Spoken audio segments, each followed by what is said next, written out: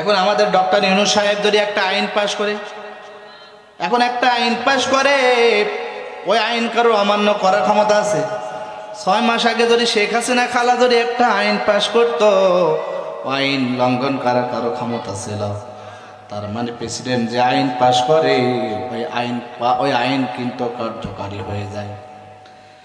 আবু জাহেল বলল, শোনো শোনো, আগামীকাল থেকে যদি কেউ বিশ্বনবী মুহাম্মদ বিন আব্দুল্লাহর কোরআন তেলাওয়াত শুনতে দাও, তাহলে কিন্তু তার মাথার চুল কেটে কি করা হবে? জোরে বলেন।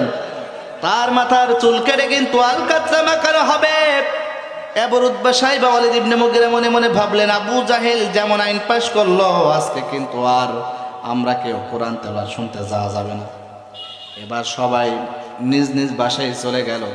আবু জাহেল মনে মনে ভাবতেছেন, আজকে আমি যেমন আইন পাশ করিয়েছি, কেউ আজকে যাবে না। কেউ যাবে? আবু জাহেল মনে মনে ভাবতেছেন, কেউ যাবে না, আমি একা একা যাব। আল্লাহু আকবার বলেন না। এদিকে উতবা তার নিজের স্ত্রীর বিছানায় শুয়ে মনে মনে চিন্তা করতেছেন, আজকে কেউ যাবে না, আজকে কেউ মুহাম্মদ বিন আব্দুল্লাহর কোরআন তেলাওয়াত শুনতে যাবে না, কারণ আবু জাহেল যেমন আইন পাশ করলো, কেউ যাবে না, আমি একা একা যাব। এদিকে সাহেবা কিন্তু এমন একই কিন্তু চিন্তা করতেছে, ওয়ালিদ ইবনে মুগিরা এমন একই কিন্তু চিন্তা করতেছে। সবাই নিজের মতো ভাবতেছে, আজকে কিন্তু মুহাম্মদ বিন আব্দুল্লাহর আল্লাহর নবীর কিন্তু কেউ কিন্তু কোরআন তেলাওয়াত শুনতে যাবে না। সবাই নিজ নিজ ভাবনা ভাবছে।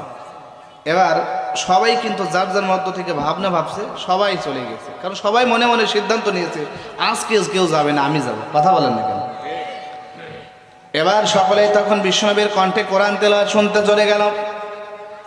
তখন সকলে চলে গেল। আবার বিশ্বনবী মুহাম্মদ বিন আব্দুল্লাহর কোরআন তেলাওয়াত শুনে সবাই যখন বাড়ি ফিরবে, আবার এক রাস্তা। এবার আবু জাহেল উতবাকে দেখলেন, সাইবাকে দেখলেন, ওয়ালিদ ইবনে মুগিরাকে দেখলেন। এবার আবু জাহেল বলতেছেন, ব্যাপার কি, তোমরা কোথায় গিয়েছিলে? উতবা বলতেছেন, বস, সকালে যে আইন জারি করলেন, আপনি নিজেই তো গেলেন, নিজেই নেতা হয়ে ভাঙলেন, আপনি নিজেই ভাঙলেন, আর আমাদের বড় বড় ফতোয়া দেন না। এবার ওয়ালিদ ইবনে মুগিরা বলতেছেন, বস, আপনি না বড় বড় কথা বললেন, আপনি নিজেই তো আইন ভাঙলেন। আবু জাহেল বলে, শোনো, আগামীকাল সকালে সকলে আসবা, কিন্তু জরুরি মিটিং ডাকলেন আবু জাহেল। আল্লাহু আকবার বলেন না।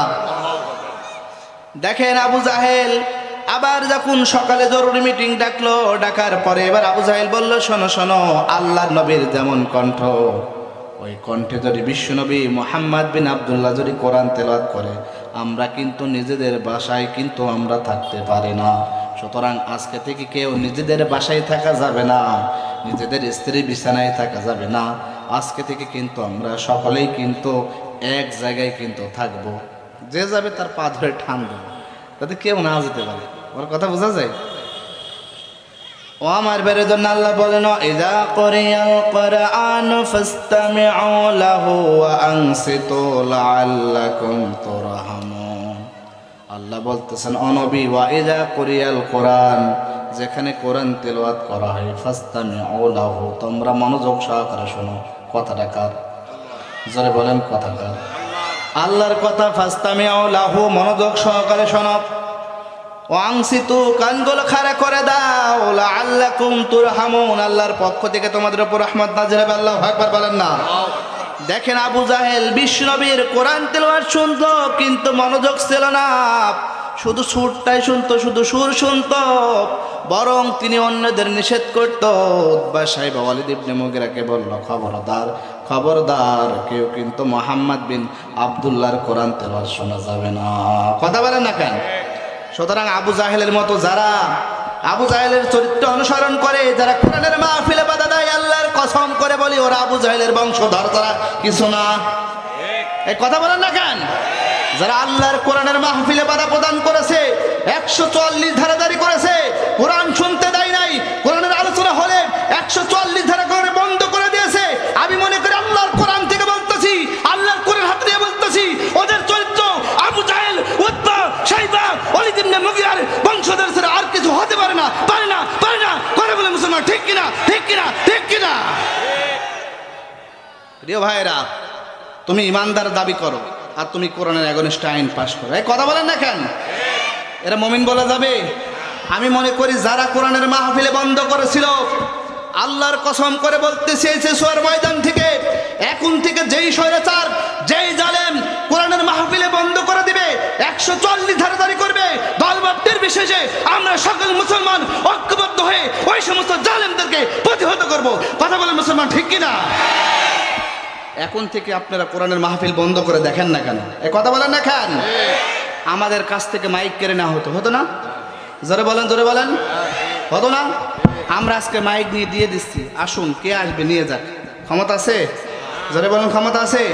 আমি মনে করি কেউ যদি মাইক নিতে চাই, বক্তার মুখ থেকে মাইক সরিয়ে দিতে চাই, এই চেশুয়ার কুষ্টিয়ার জনগণ ওই সমস্ত জালিমদেরকে জুতা পিটা করে বিদায় করে দিবে। কথা বলেন মুসলমান, ঠিক কিনা? আমরা বহুত ধৈর্য ধারণ করেছি, বহুত আমরা নমনীয়তা দেখাইছি, আর এখন নমনীয়তা দেখানোর সুযোগ নাই। কথা বলেন না কেন? এখন মুসলমান ইমানি শক্তি বেড়ে গেছে, যায় নাই? যারা বলেন ভাই, যায় নাই? সুতরাং যে কথা বলতেছিলাম, আবু জাহেল বলল খবরদার, খবরদার, এখন থেকে কেউ কিন্তু কোরআন তেলাওয়াত শোনা যাবে না। কথা বলেন না কেন?